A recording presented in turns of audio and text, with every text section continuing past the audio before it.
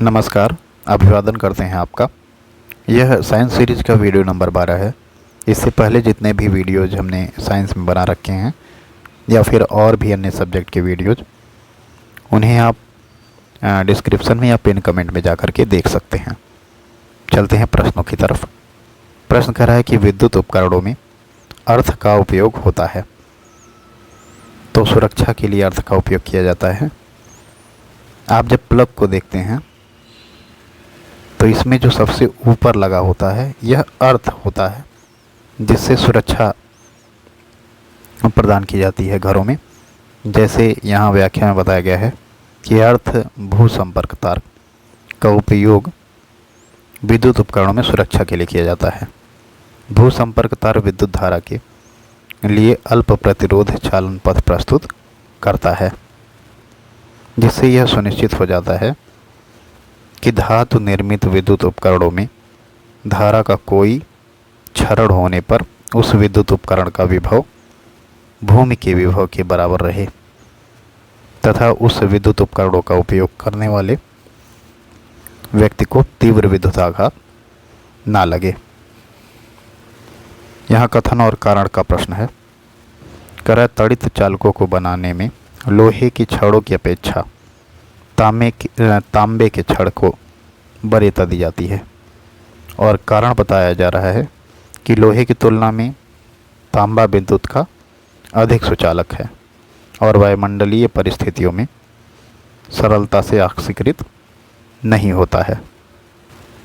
तो यहाँ answer A सही है, यानी कथन और कारण दोनों सही है और व्याख्या भी कर रहा है। तो चलिए देख लेते हैं कि त्वरित चालक क्या होता है। जब देखेंगे ऊंचे ऊंचे भवन होते हैं, घर होते हैं, या ईंट का भट्ठा जो होता है, वहाँ पर एक लोहे का ऐसे आकार का ऊपर सरिया नुमा कुछ बाहर निकला रहता है, जिससे आकाशीय बिजली अगर पड़ती है तो यह सीधे इस चालक को, यह जो लोहे का या तांबे का सरिया है, इसको ज़मीन से जोड़ा गया होता है सीधा सीधा। तो यह अगर आकाशीय बिजली गिर रही है तो सीधे यह धरती में समाहित हो जाए, किसी को कोई नुकसान ना पहुँचे। तो इसलिए त्वरित चालक का उपयोग किया जाता है। यहाँ व्याख्या देख लेते हैं। आरओ में पूछा गया प्रश्न है तो महत्वपूर्ण है। लोहे की तुलना में तांबा विद्युत का अधिक सुचालक है, वायुमंडलीय परिस्थितियों में सरलता से ऑक्सीकृत नहीं होता है, इसलिए त्वरित चालकों को बनाने में लोहे की अपेक्षा तांबे को वरीयता दी जाती है। फ्यूज में प्रयुक्त होने वाली तार की विशेषता होती है। तो इसमें प्रतिरोध उच्च होता है और गलनांक निम्न होता है। ऑप्शन नंबर सी सही है।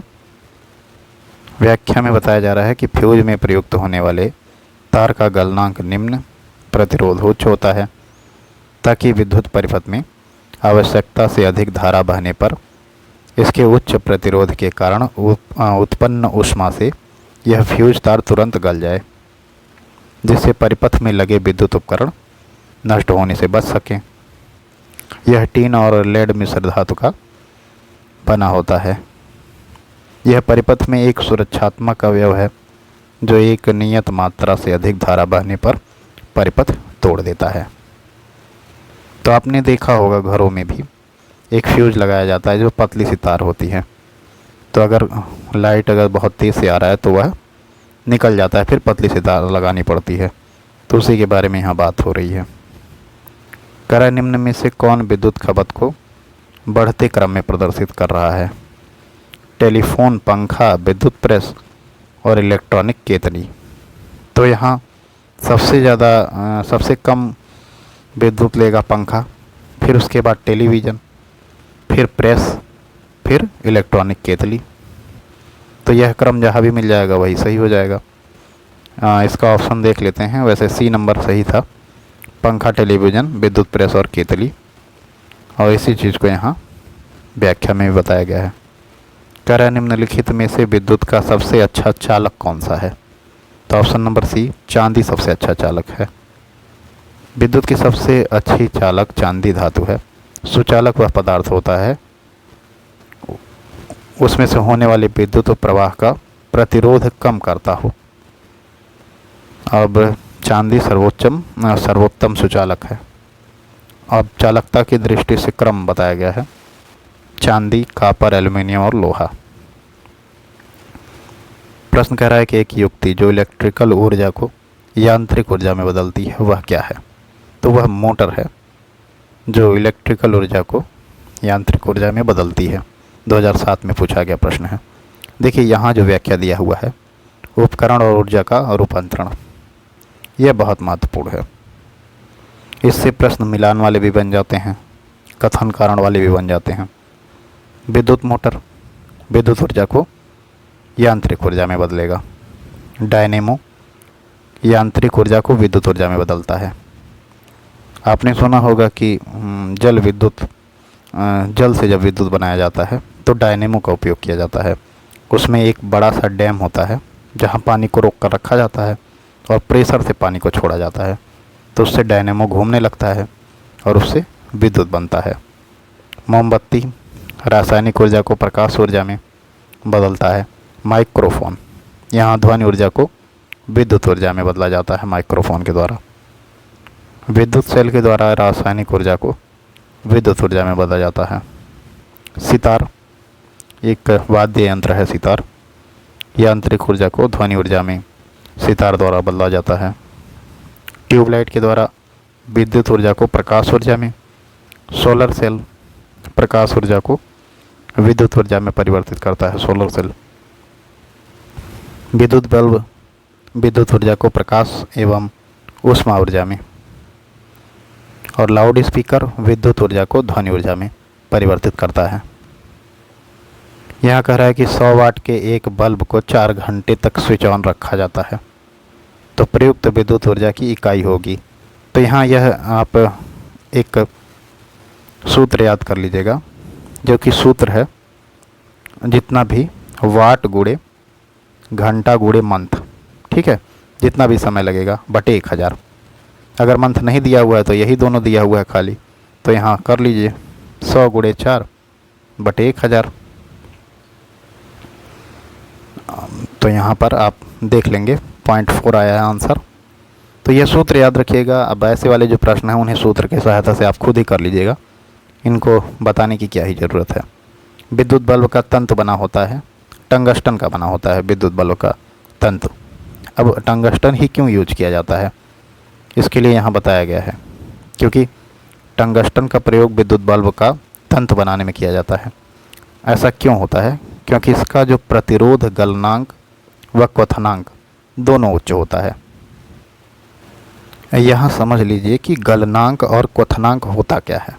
तो गलनांक वह तापमान है जिस पर कोई ठोस पदार्थ पिघलकर द्रव अवस्था में बदल जाता है, और क्वथनांक वह पॉइंट है, ठीक है, वह तापमान है जिस पर कोई जो द्रव अवस्था है उबलकर गैस बन जाता है, ठीक है। तो यह दोनों बातें आप याद रखिएगा। अब इसमें कह रहा है कि जब इसमें विद्युत धारा प्रवाहित होती है तो टंगस्टन उच्च प्रतिरोध के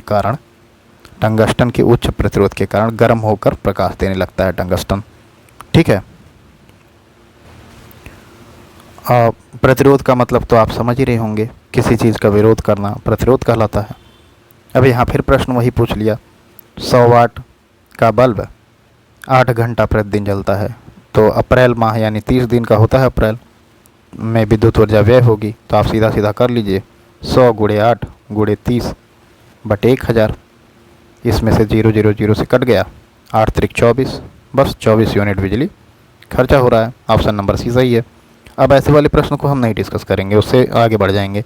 जैसे ये प्रश्न कह रहा है 100 वाट क्षमता वाले 5 बल्ब हैं, तो यानी 500 वाट क्षमता के बारे में बात कर रहा है। 20 घंटे तक जलाए जा रहे हैं, 20 कर दो तो संपूर्ण बिजली खर्च कितना हो रहा है, 1000 से भाग दे दो, यहाँ तीनों तो 10 यूनिट खर्च हो रहा है। ऑप्शन नंबर सी सही है। अब ऐसे प्रश्नों को हम डिस्कस नहीं करेंगे, ऐसे प्रश्न वैसे पूछे भी बहुत कम जाते हैं, लेकिन यूपी पीसीएस में पूछ लिए जाएंगे, आरओ में पूछने की संभावना कम है, ठीक है। लेकिन ऐसे प्रश्नों को आप ये एक बार ये फार्मूला जो है दिया हुआ, इसे याद कर लीजिएगा कि विद्युत खर्च बराबर वाट गुणे घंटा गुणे, यहाँ पर दिन भी लिख लेना, ठीक है, क्योंकि जब दिन नहीं रहेगा तब शून्य होगा, और जब दिन रहेगा तो दिन को करना पड़ेगा बटे 1000। यह वाला आप सूत्र लिख के रख लीजिए अपने पेन कॉपी से करके रख लीजिए। कह रहा है कि घरों में लगे पंखे, बल्ब, ट्यूबलाइट आदि लगे होते हैं तो समानांतर क्रम में लगे होते हैं। देखो मान लेते हैं समानांतर क्रम और श्रेणी क्रम में अंतर क्या होता है, यह हम यहीं समझ लेते हैं। एक खाली पेज लेता हूँ, वहाँ मैं समझा देता हूँ। देखो मान लेता हूँ 3 बल्ब है, बल्ब ए, बल्ब बी और बल्ब सी। ठीक है, अब यहाँ पर मेन वायर आ रहा है, एक रेड वायर हो गया, एक ग्रीन वायर हो गया, 2 वायर आता है। तो जो बल्ब ए है, बल्ब बी है, बल्ब सी है, एक तो हम बल्ब को डायरेक्ट जोड़ दें। देखो ऐसे जोड़ा जाए, अगर मान लेते हैं इसका एक सिरा इससे जोड़ देते हैं और इसका एक सिरा इस वाले बल्ब से जोड़ देते हैं और इसको यहाँ से जोड़ के इसको यहाँ से जोड़ करके परिपथ को पूरा कर देते हैं, तो यह श्रेणी क्रम में जुड़ गया है।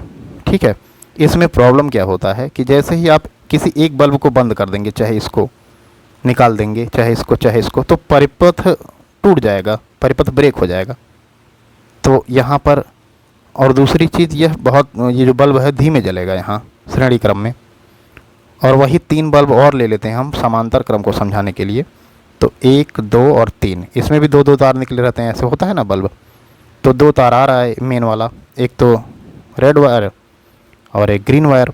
तो अब इसमें जो है कैसे जोड़ेंगे हम, देखना, इसका रेड, इसका ग्रीन, इसका ग्रीन और इसका ग्रीन एक साथ ऐसे मिलाएंगे और इसको उठा करके इस वाले ग्रीन से जोड़ देंगे ऐसे।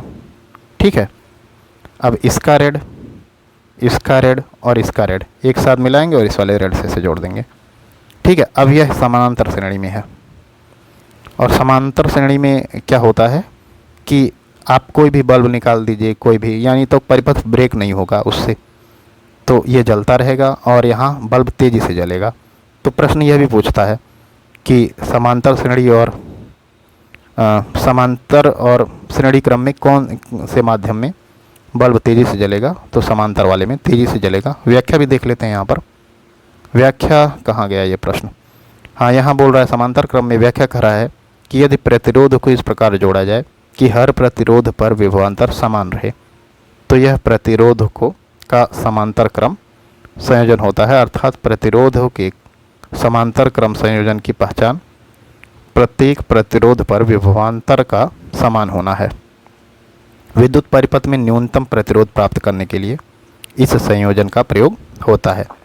तो आप देखोगे ना यहाँ पर कि इसमें प्रतिरोध ज़्यादा प्राप्त हो रहा है, ठीक है, और इसमें कम प्रतिरोध है, इसलिए यहाँ पर बल्ब तेज़ी से जल रहे हैं, यहाँ पर धीमे जल रहा है।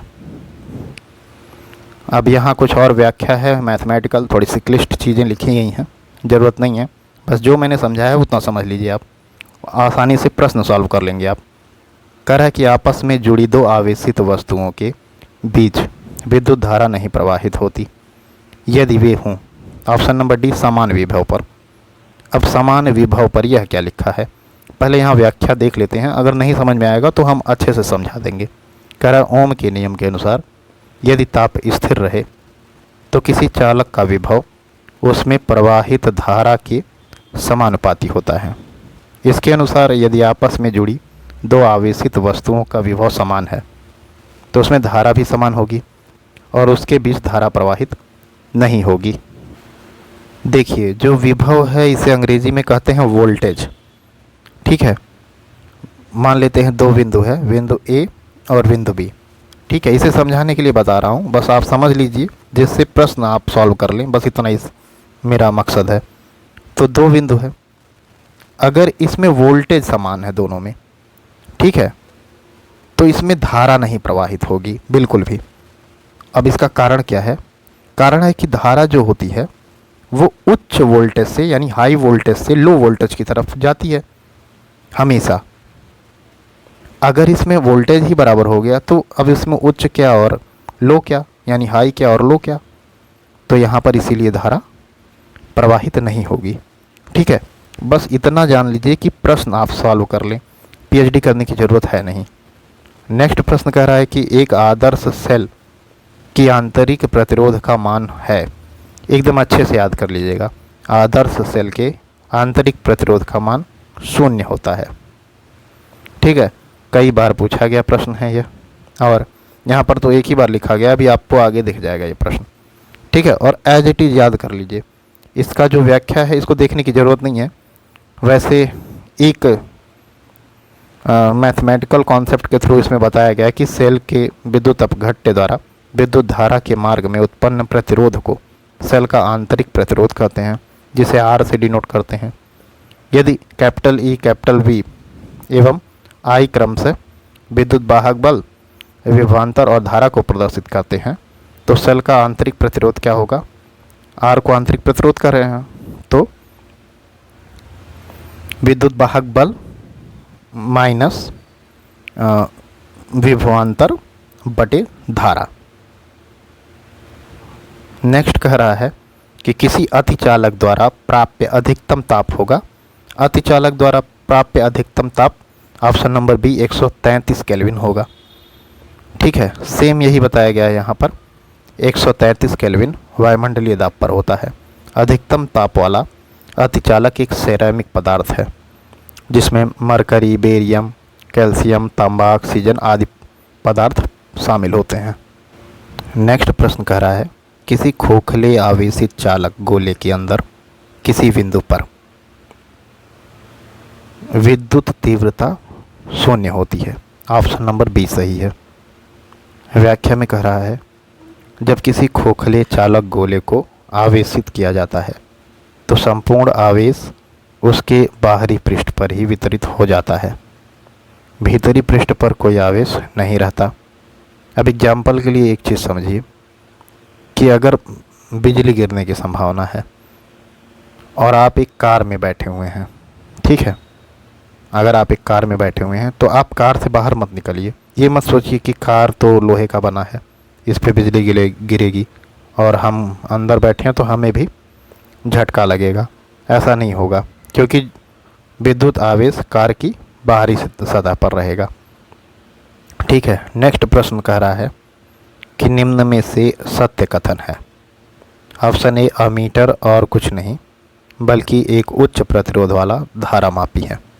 बी कह रहा है वोल्ट मीटर और कुछ नहीं बल्कि एक प्रतिरोध वाला धारा मापी है। ऑप्शन नंबर सी कह रहा है कि अमीटर और कुछ नहीं बल्कि एक कम प्रतिरोध वाला धारा मापी है, और वोल्ट मीटर कुछ और नहीं बल्कि एक ऐसा धारा मापी है जिसके दोनों सिरे आपस में जुड़े होते हैं। तो ऑप्शन नंबर सी सही है। मीटर अल्प प्रतिरोध का एक धारा मापी होता है, ठीक है, इसे अमीटर कहिएगा, जिसका प्रयोग किसी वैद्युत परिपथ में प्रवाहित होने वाली वैद्युत धारा के मापन के लिए किया जाता है। वैद्युत परिपथ के किसी दो बिंदुओं के बीच वैद्युत विभवांतर को सीधे वोल्ट में मापने के लिए वोल्ट मीटर का प्रयोग किया जाता है। अमीटर किसी परिपथ में श्रेणी क्रम में जोड़ा जाता है और वोल्ट मीटर समानांतर क्रम में, ठीक है। तो हमने यहाँ डिस्कस कर ही लिया है कि श्रेणी क्रम क्या होता है और समानांतर क्रम क्या होता है। कह रहा है कि एक वैद्युत द्विध्रुव बना होता है। ऑप्शन नंबर सी सही है। लघु दूरी पर स्थित समान परिमाण के एक धन आवेश तथा एक ऋण आवेश का, ठीक है। 98 में पूछा गया प्रश्न है। इतना क्लिष्ट प्रश्न वैसे पूछेगा नहीं, और प्रीवियस में पूछ रखा है तो हो सकता है पूछ भी ले। कह रहा है दो समान परिमाण के परंतु विपरीत प्रकृति के आवेश अल्प दूरी पर समायोजित किए जाए तो उनसे बना संयोजन विद्युत द्विध्रुव कहलाता है। यहाँ बताया गया है कुछ सूत्र, और जिससे इतना सरोकार तो रखता नहीं है प्रश्न।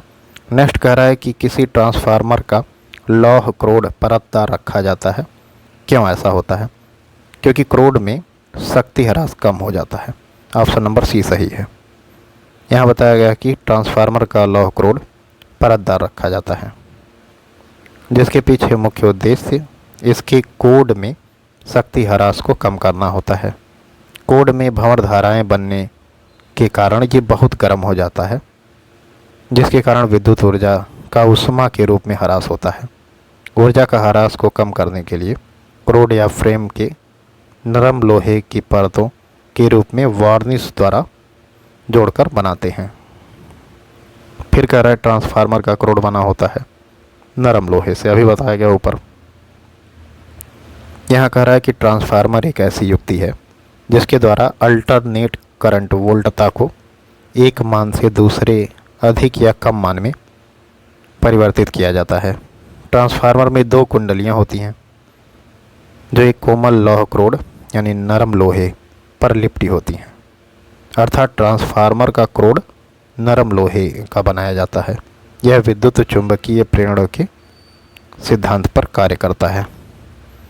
तो यह भी याद करने वाली बात है कि यह विद्युत चुंबकीय प्रेरण के सिद्धांत पर कार्य करता है। नेक्स्ट कह रहा है कि एक इलेक्ट्रॉन एक विद्युत क्षेत्र में इस प्रकार प्रवेश करता है कि उसका वेग विद्युत बल रेखाओं की दिशा में ही है। ऐसी परिस्थिति में ऑप्शन नंबर सी सही है, इलेक्ट्रॉन का वेग घटेगा। व्याख्या में बताया जा रहा है कि एक इलेक्ट्रॉन एक विद्युत क्षेत्र में इस प्रकार प्रवेश करता है कि उसका वेग विद्युत बल रेखाओं की दिशा में ही है। तो ऐसी स्थिति में इलेक्ट्रॉन का वेग घटेगा क्योंकि विद्युत क्षेत्र इलेक्ट्रॉन पर एक विपरीत दिशा में बल लगाता है जिससे उसका वेग घटेगा। फिर प्रश्न कर रहा है कि यदि दो संधियों जो दो भिन्न धातुओं से जोड़कर बनाए गए हैं को भिन्न तापक्रम पर रखें तो विद्युत वाहक बल पैदा होते हैं। इस प्रभाव को कहते हैं, तो इस प्रभाव को कहते हैं सीबेक प्रभाव। कई बार पूछा गया प्रश्न है, अभी हाल ही में भी पूछा गया था यह प्रश्न। तो यदि दो संधियों जो भिन्न धातुओं से जोड़कर बनाई गई हैं को भिन्न भिन्न तापमान पर रखें तो विद्युत वाहक बल पैदा होते हैं, अर्थात सिरों पर या संधियों पर ताप में अंतर की वजह से ही विद्युत वाहक बल उत्पन्न हो जाते हैं। इस प्रभाव को सीबेक प्रभाव कहते हैं। प्रश्न पूछ रहा है कि थर्मोपाइल का कार्य निम्न पर आधारित है, तो ऑप्शन नंबर ए है, थर्मोपाइल का कार्य सीबेक प्रभाव पर आधारित है। मोबाइल चार्जर क्या होता है? तो मोबाइल चार्जर जो चार्जर है एक अपचाई ट्रांसफार्मर होता है। ठीक है, मोबाइल चार्जर एक अपचाई ट्रांसफार्मर होता है। यहाँ यही चीज़ कहा गया है, मोबाइल चार्जर वोल्टेज को नीचे करने के लिए प्रयोग किया जाता है। इसमें एक रेक्टिफायर भी होता है जो एसी करंट को डीसी में कन्वर्ट करता है। एसी यानी अल्टरनेट करंट और डीसी मतलब डायरेक्ट करंट बोलते हैं। तो जो घर में इन्वर्टर की बैटरी लगी होती है ना, बैटरी से डीसी निकलता है, डायरेक्ट करंट निकलता है, और जिससे बैटरी चार्ज होती है वो एसी से चार्ज होती है। यानी डायरेक्ट जो करंट आया रहता है ना बाहर से, खंभे से आता है जो, वो अल्टरनेट करंट होता है, और जो बैटरी में बैटरी से निकलता है इसे डायरेक्ट करंट कहते हैं। तो ये थोड़ा सा एग्जाम्पल है इसका। प्रश्न कह रहा है कि विद्युत चुंबकीय प्रेरण पर आधारित युक्ति है, तो यहाँ विभवमापी और डायनेमो ये दोनों विद्युत चुंबकीय प्रेरण पर आधारित है। ठीक है, RARO 17 में पूछा गया प्रश्न है।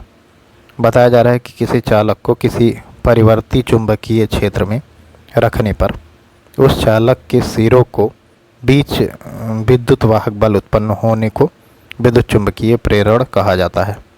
विद्युत चुंबकीय प्रेरण इलेक्ट्रोमैग्नेटिक इंडक्शन की खोज माइकल फैराडे द्वारा की गई थी। डायनेमो ट्रांसफार्मर तथा विद्युत जनित्र आदि इसी सिद्धांत पर कार्य करते हैं। कह रहा है ट्रांसफार्मर का उपयोग होता है। ऑप्शन ए कह रहा है कि प्रत्यावर्ती धारा को दिष्ट धारा में बदलने के लिए। ऑप्शन बी कह रहा है दिष्ट धारा को प्रत्यावर्ती धारा में बदलने के लिए। ऑप्शन नंबर सी कह रहा है कि दिष्ट धारा विभव को उच्चाई करने के लिए। या ऑप्शन नंबर डी कह रहा है कि प्रत्यावर्ती धारा विभव को उच्चाई अथवा अपचाई करने के लिए। तो ऑप्शन नंबर डी ही सही है कि प्रत्यावर्ती धारा विभव को उच्चाई अथवा अपचाई करने के लिए। ठीक है, यानी यह प्रत्यावर्ती धारा का मतलब है एसी करंट। ठीक है, एसी करंट को कम या ज़्यादा करने के लिए यूज किया जाता है ट्रांसफार्मर। यहाँ सेम चीज़ें बताई गई हैं। अब इलेक्ट्रॉनिक्स से संबंधित प्रश्न नेक्स्ट वीडियो में डिस्कस करेंगे। आशा करते हैं यह सीरीज आपके काम आ रही है। चलिए, तब तक के लिए नमस्कार। आपका दिन शुभ हो।